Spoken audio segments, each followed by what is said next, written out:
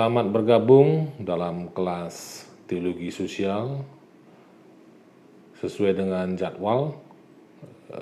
Dalam pertemuan pertama ini saya akan presentasi dengan topik realitas sosial, teks sosial, dan nanti juga saya akan menyinggung tentang Martin Heidegger dan perubahan sosial. Nah, sebagai percakapan awal, ada baiknya kita bisa memahami dulu apa itu realitas sosial. Nah, realitas sosial itu terdiri dari nilai-nilai dan keyakinan seseorang yang tidak dapat direduksi oleh kekuatan-kekuatan sosial lainnya. Nah, itu meliputi juga materi atau kekuatan-kekuatan sosial lain yang terpisah darinya. Nah, dengan demikian bisa dapat dikatakan bahwa realitas sosial itu adalah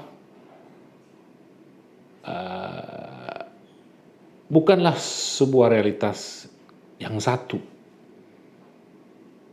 tetapi sebuah realitas yang jamak. Nah, kalau disebut tadi realitas sosial itu berarti kan ada sekumpulan orang-orang yang memiliki nilai-nilai, yang memiliki pandangan hidup, yang memiliki tradisi, yang memiliki budaya, pandangan politik, agama, suku, dan lain sebagainya. Jadi tidak tunggal. Nah, hal itu didukung oleh Max Weber yang mengatakan bahwa kehidupan sosial itu bukanlah satu keseluruhan yang meliputi semua fenomena, yang meliputi semua gejala sosial. Yang ada hanyalah kesatuan yang saling terhubung atau yang berhubungan dengan kekuatan-kekuatan sosial yang ada di dalam realitas sosial itu. Nah, sehingga Max Weber membedakan dua aspek kehidupan sosial itu. Yang pertama, dia menyebut bahwa ada isu metodologis atau epistemologis atau yang sifatnya pengetahuan. Nah, ini adalah bagaimana cara kita untuk memahami dunia sosial. Ya. Ini sebuah metode pengetahuan, metode saintifik. Nah, aspek yang berikutnya bahwa budayalah yang menerjemahkan realitas sosial itu. Nah, itu menurut Max Weber ketika dia menyinggung bagaimana kita bisa mengklasifikasikan realitas sosial itu dengan dua perspektif, yaitu yang pertama tadi bagaimana kita mendekatinya dengan upaya kita untuk memahami dunia sosial itu. Dan yang kedua, kita bisa menangkap bahwa sebetulnya budayalah yang menerjemahkan realitas sosial. Oke, selanjutnya, ketika kita berbicara tentang masyarakat, ketika kita terlibat dalam percakapan atau diskursus masyarakat, maka dibutuhkan dari kitanya sendiri kemampuan untuk kita bisa menangkap apa yang menjadi keunikan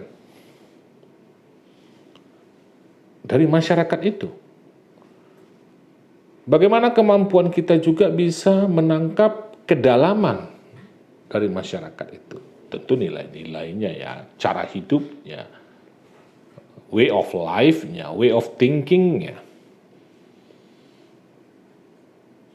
Kita juga harus bisa menangkap penghayatan dari masyarakat itu terhadap nilai-nilai religiusitasnya. Kita juga bisa menangkap makna dari kehidupan sosial itu. Nah, ini yang oleh Jürgen Habermas disebut dengan metode hermeneutik. Nah, saya pikir kalau mendengar kata hermeneutik untuk mahasiswa teologi tidak asing lagi, bukan sebuah sebutan yang baru. Nah, Habermas menyebut ketika kemampuan kita untuk membicarakan, mempercakapkan masyarakat, maka metode hermeneutik itu menjadi penting. Nah, metode hermeneutik itu sejak awal itu sudah berurusan dengan penafsiran. Dan yang ditafsirkan adalah teks. Pengertian teks di sini dapat diperluas dalam penelitian sosial itu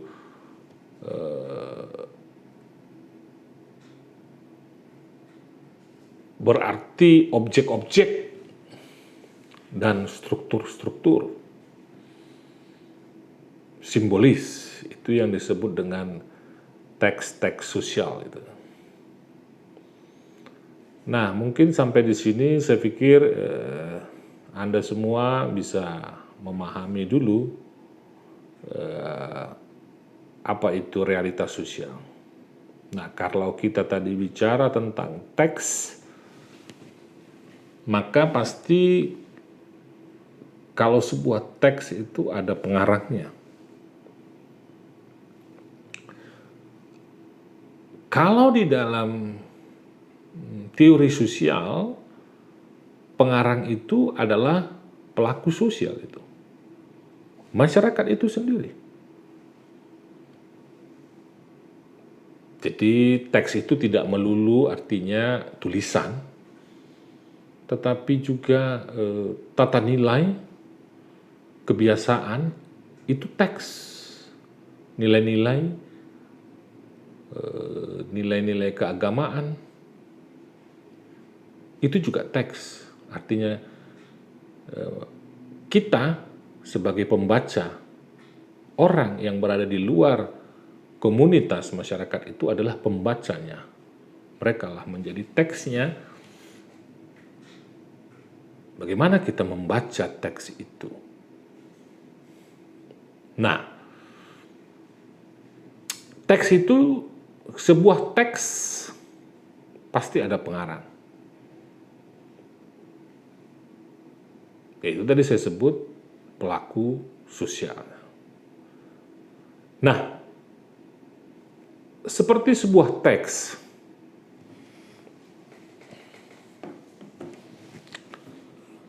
sebuah masyarakat itu ingin ditafsirkan. Tentu bagaimana menafsirkan masyarakat yang dikelilingi oleh banyak norma-norma juga. Tapi itu menjadi penting. Karena ketika kita berhasil menangkap seperti yang saya katakan di awal tadi, menangkap kedalaman, menangkap keunikan, penghayatan, makna, maka tujuan kita untuk memahami masyarakat itu akan mendekati objek itu. Mau tidak mau, sebagai seorang peneliti sosial, dia harus melibatkan dirinya dari dalam. Nah, ada dua cara untuk bagaimana kita melibatkan diri di dalam penelitian sosial.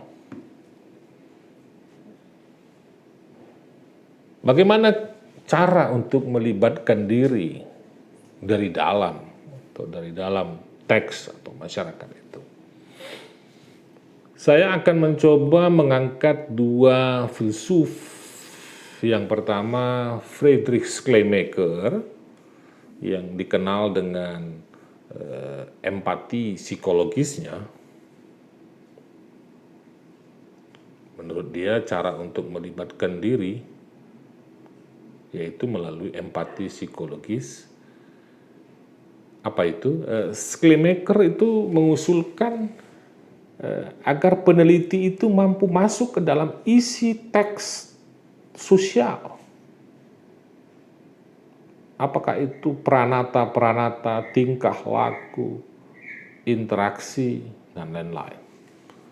Sehingga ketika peneliti itu mampu masuk ke dalam teks-teks sosial, dia harus bisa sampai kepada bagaimana mengalami kembali pengalaman-pengalaman pengarangnya atau pengalaman para pelaku sosial.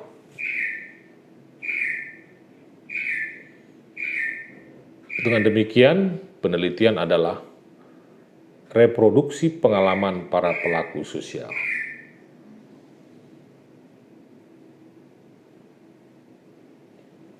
Bisa paham ya? Jadi masuk ke dalam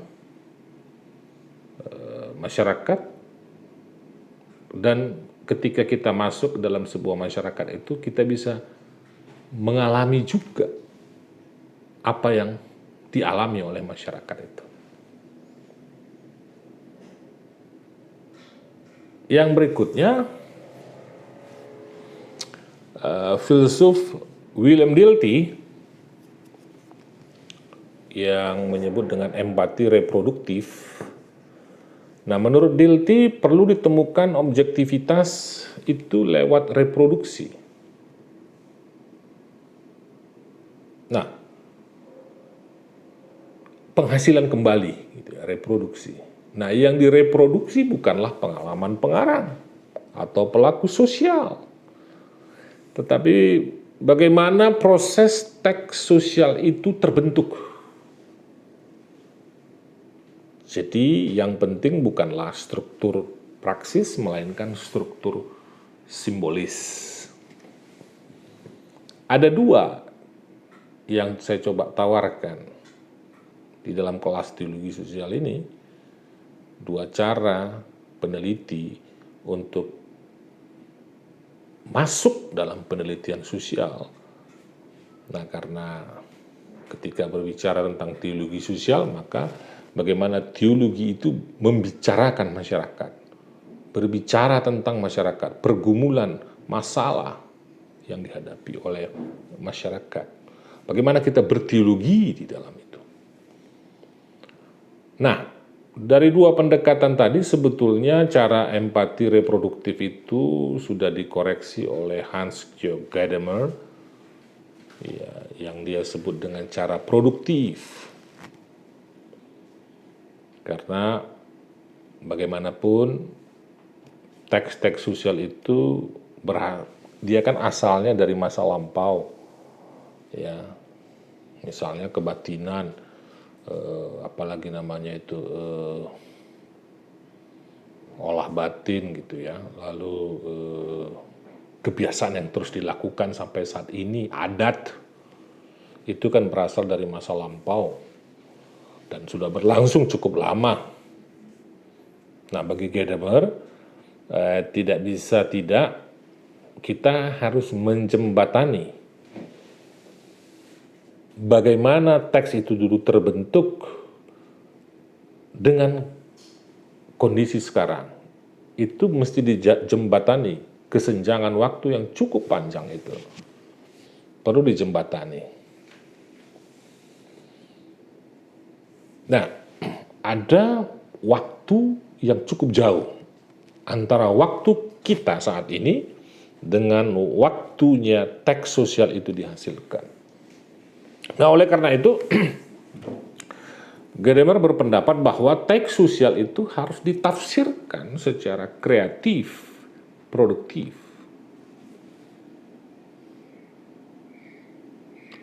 Apa artinya?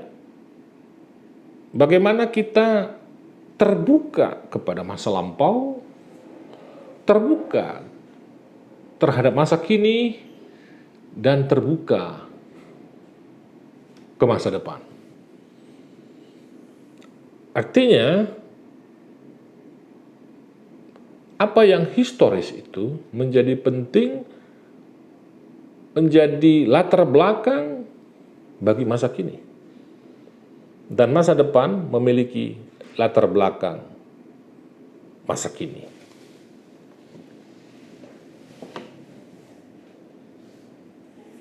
Nah, sehingga dibutuhkan pengalaman. Dibutuhkan ungkapan dan pemahaman dari pengarang teks sosial atau pelaku sosial itu. Nah, yang disoroti dalam hal itu bukanlah makna subjektif semata, tetapi makna sosial yang sudah menjadi konvensi objektif. Apa misalnya? Paham kekerabatan. Apa misalnya nilai gotong royong. Apa misalnya mitos-mitos. Apa misalnya lagi sistem kepercayaan. Nah, seorang peneliti sosial itu akan dapat memahami makna sosial jika dia menempatkan diri dalam konteks objektif kehidupan bersama yang dialami oleh pelaku sosial. Itu hanya dapat dilakukan melalui partisipasi, keterlibatan Anda, keterlibatan peneliti sosial itu.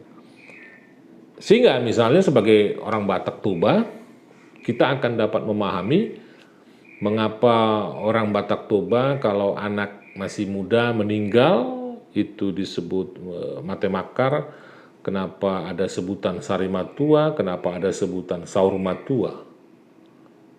Ya, itu tentu punya teks-teks sendiri juga. Dan kita juga tahu apa arti memindahkan tulang belulang.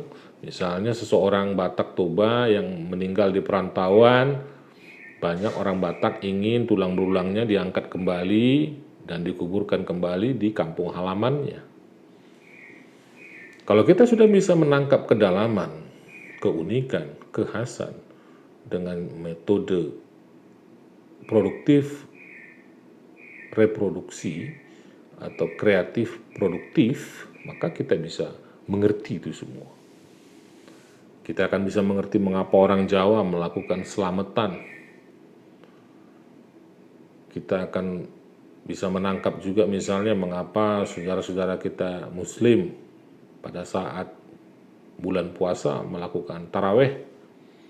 Kita juga akan bisa mengerti kenapa pada masa Paskah ada Passion dan seterusnya. Apa maknanya semua itu? Pasti ada. Tentu itu akan bisa ditangkap ketika kita berpartisipasi dalam tuntutan dan harapan masyarakat itu.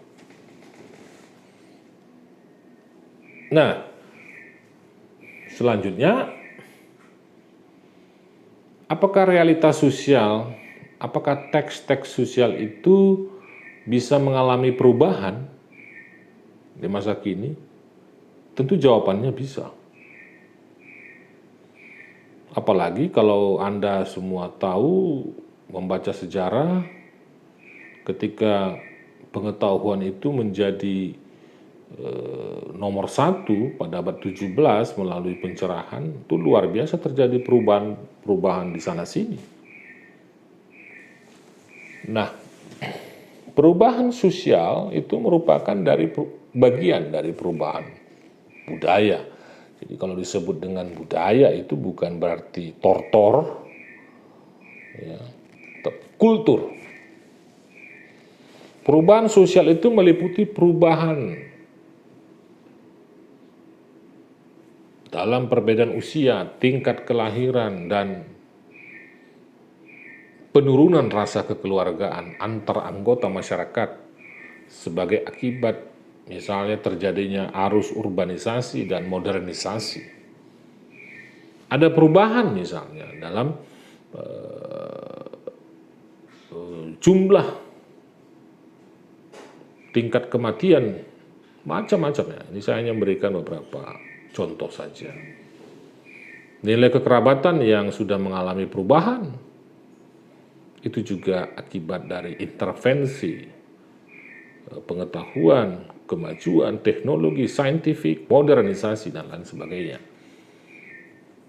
Nah, perubahan sosial.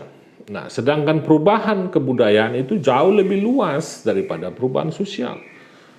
Nah, perubahan budaya itu menyangkut banyak aspek dalam kehidupan ini. Seperti kesenian, ilmu pengetahuan, teknologi, aturan-aturan hidup berorganisasi, filsafat, dan lain sebagainya.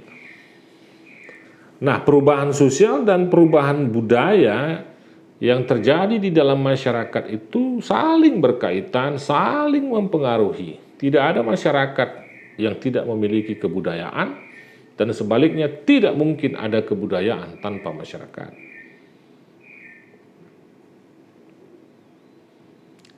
Perubahan sosial itu dapat diketahui dengan beberapa ciri. Misalnya saya menyebutkan dulu yang pertama, bahwa tidak ada masyarakat yang perkembangannya berhenti. Artinya selalu dinamis.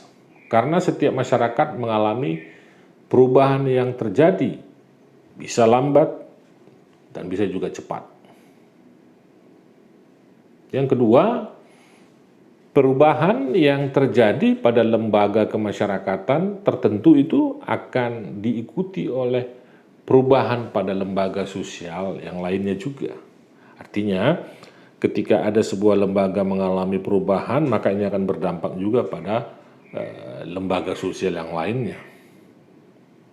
Ya.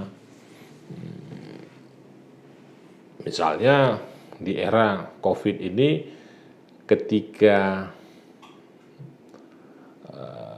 PGI menganjurkan agar pelaksanaan kebaktian atau ibadah itu dilakukan di rumah, apakah melalui live streaming dan seterusnya, maka gereja-gereja juga akan mengikuti itu.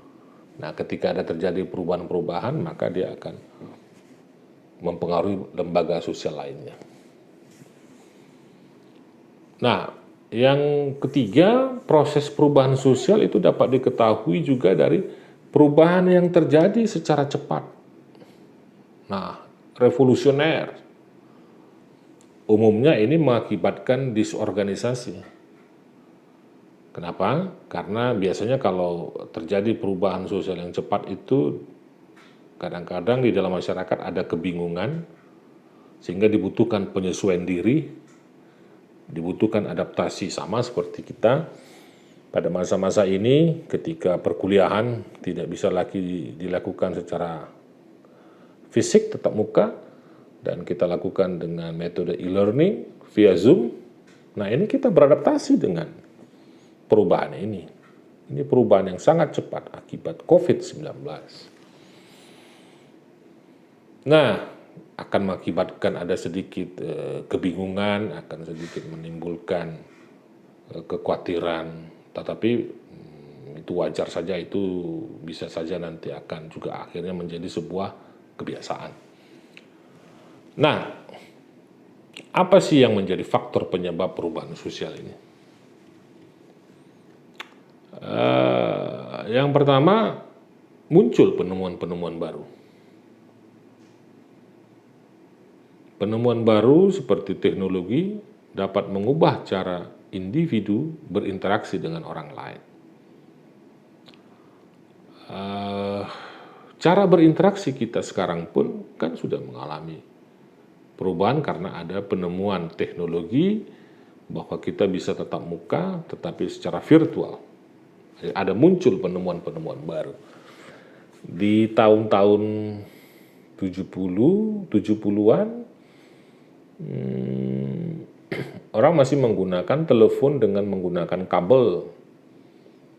Nah, di era 80-an, 90-an, orang tidak lagi membutuhkan kabel karena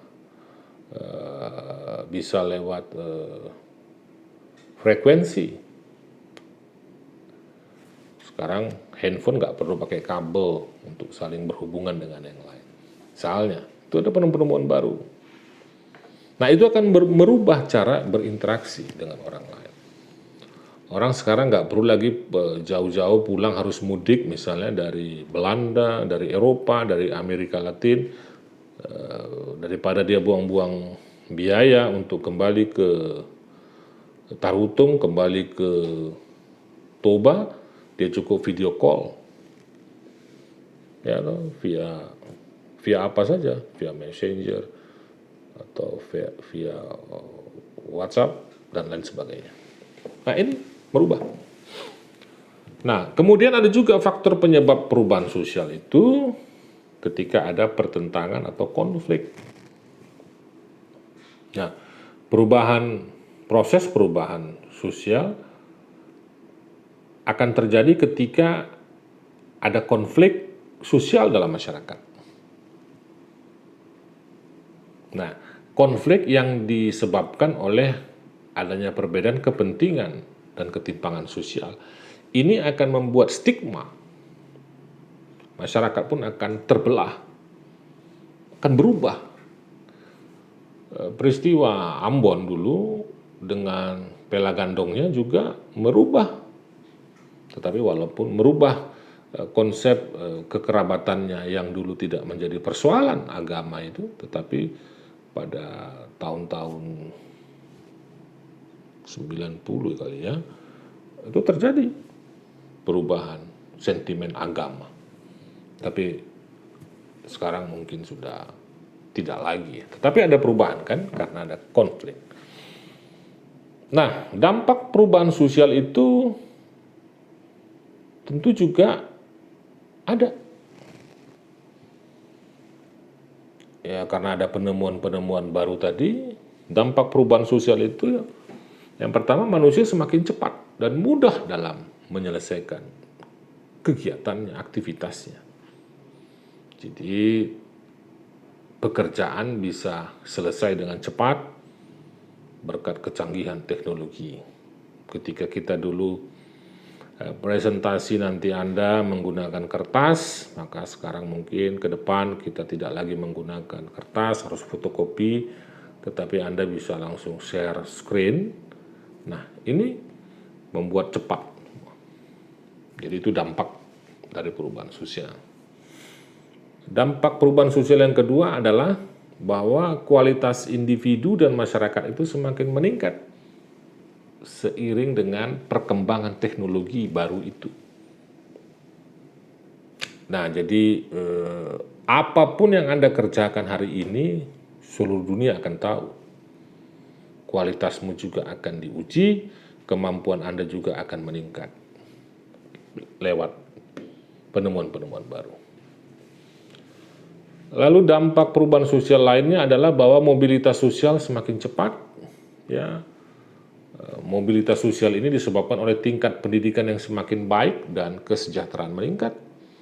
Sehingga orang dalam satu hari bisa melakukan perjalanan antar benua misalnya. Dari Amerika bisa ke Australia. Nah, ini membuat semua juga cepat. Mobilitas gerak manusia juga bisa semakin cepat. Yang keempat, pola pikir manusia juga semakin berkembang karena ada pertukaran budaya yang sangat cepat.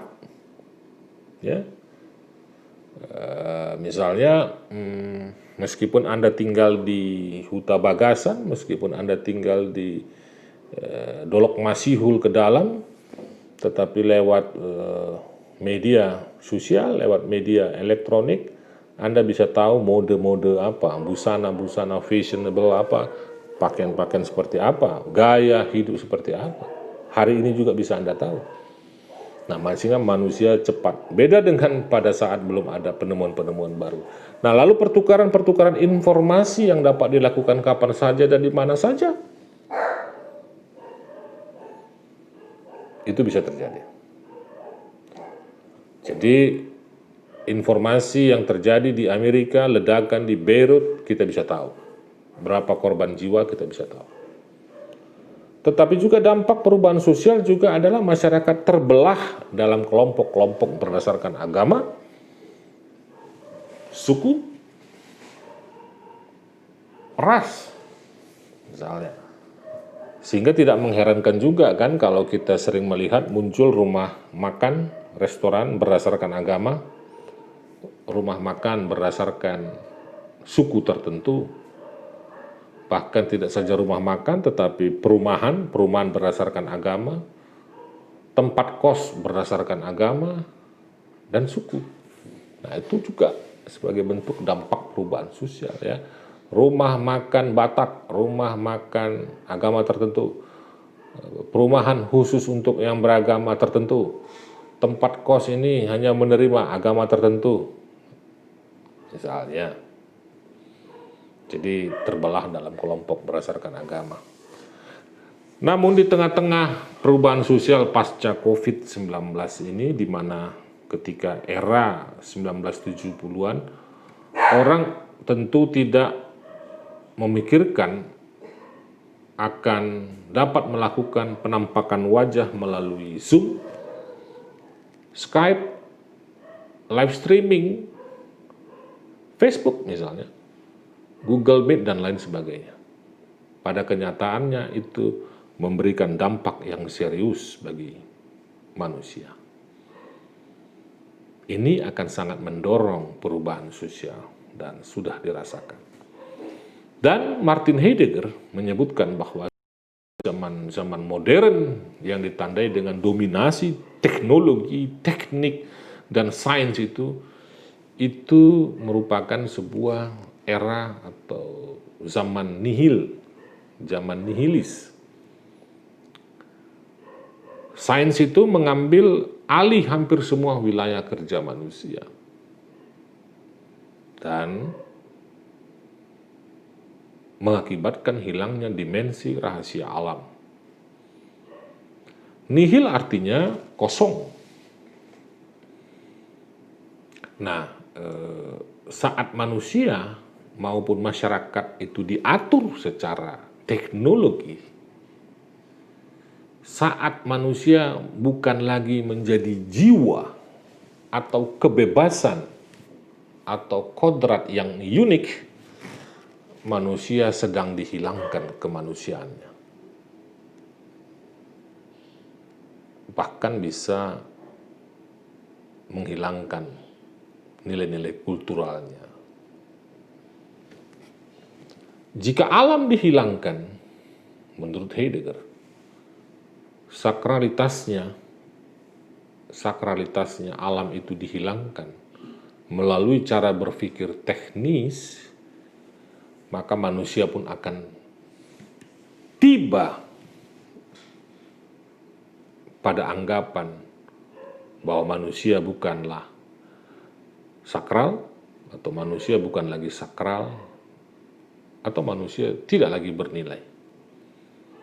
Tidak ada lagi yang kudus, tidak ada lagi yang sakral, tidak ada yang bernilai.